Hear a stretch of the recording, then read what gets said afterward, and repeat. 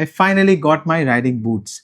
For the past few years, I was just riding with my high ankle leather boots, but finally it is time for me to upgrade to a actual riding boot, which I have already mentioned in our previous video of riding boots within 5,000 rupees. I could have bought any mediocre riding boots, in India, which are marketed as riding boots, but absolutely not justify the name tag of riding boots because of the poor quality and lack of adequate protection. But now I have two pair of riding boots. One is in a motocross style and another is in a enduro style, and these are the two formats of riding boots which can offer you optimum protection. Racing boots offer you protections but not as protective as enduro or motocross boots. This one on the left is a Gaerne GX1. This is the entry level boot from the house of Gaerne, and this is Forma traction boot. So I will definitely show you both the riding boots, but in today's video I will only focus on this Gaerne GX1. Why did I choose these options over the competition and the renowned names like Alpine Star or Dainese? Why didn't I opt for that and rather wait for these brands? I will definitely explain it to you at the end of the video. But without any further ado, this is Shinjan. Let's get the video started.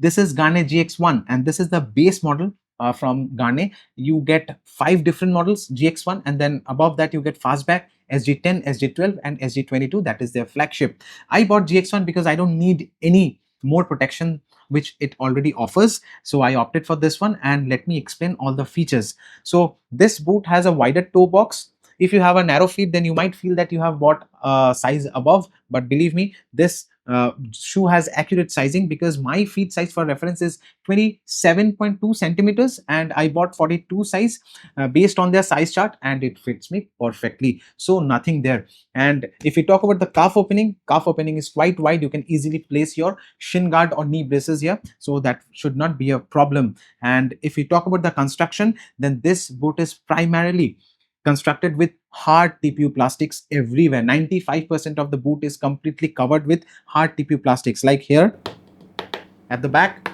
at the side, both sides, at the shin, at the back. Completely wrap around with hard TPU plastics, and here you get a sweat finish like material which is heat resistant, which will protect your boot from the engine heat, which you actually need, right? Now let's talk about the buckles. This has 4, 1, 2, 3, 4, and the opening and closing of the buckles are extremely easy. These are all replaceable buckles, and the above two buckles are easily adjustable. You get the screw opening here, and here you can see the adjustments places are given. You get this two opening here, so you would be able to get your perfect fit based on this adjustment options. And let me show you inside. So if you open the Velcro, then you get a really wide opening of the boot, which means you can easily place your feet inside. Should not be a hassle at all. And you get this gaiter here, which will protect your boot from slight splashes. Don't think that this boot is waterproof or something like that. It is not. So don't use it like a waterproof boot. Inside you get complete mesh construction and suede material all around.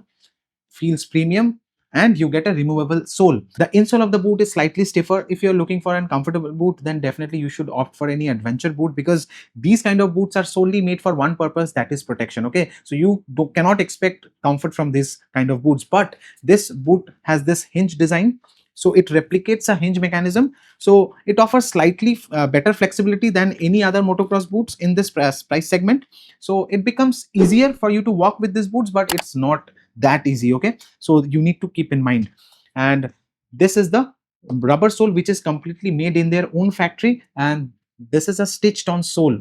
So that is very rare. You don't see stitched on sole in this price range, but Gaerne offers you a stitched on sole, which is a great thing. The advantage of that is that these sole can be replaced. This is not a pasting sole that if it is worn out that you need to throw away the boot, you can easily replace the sole if need be. And here you get this steel shank, which will protect you from any front collision if you ever have to use your feet to kick something or something like that, it will also protect the sole as well. So these sole are extremely well built, and these are completely made in Italy in their own factory, which is a great thing.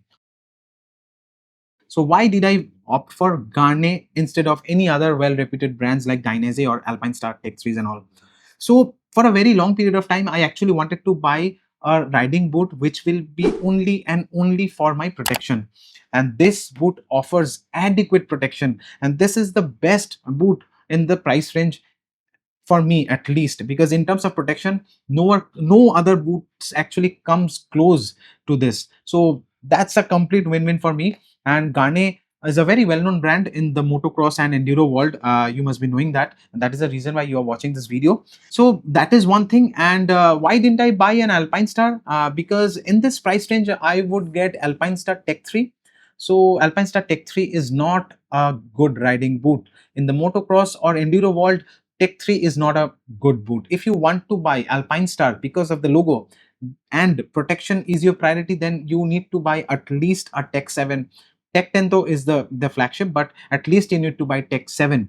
Tech 3 and Tech 5s are quite mediocre boots, and they don't offer you that protection. And the buckle quality and the rest of the build quality is also not that great. Of course, it offers you that premium feel because of the Alpine Star logo, and everyone knows about that.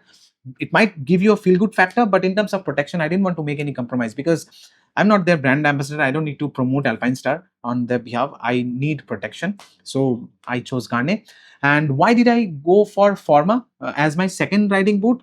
I will definitely explain it to you in my next video, that why I opted for that boot. So I hope that this video has slightly helped in your decision making, that which one you need to purchase. So if you're planning to buy this boot, then let me also tell you that these boots cost generally around $200 to $250 based on the offers which are currently going on, and the custom duties are extra, so you need to pay that as well. Custom duties are generally 40 to 50% add on. So if you're willing to pay, then you can definitely opt for that. And if some of your friends are going abroad and all, then you can also ask them to bring. That's also a great idea. Anyway, so I hope this video helped you in making your decision that which riding boot you need to purchase. And this is my Gaerne GX1, and I will definitely share my long-term experience after using it for around 6 months or 1 year. See you in my next video. Till then, take care, stay good, Godspeed, God bless everyone. Peace out. Safe ride.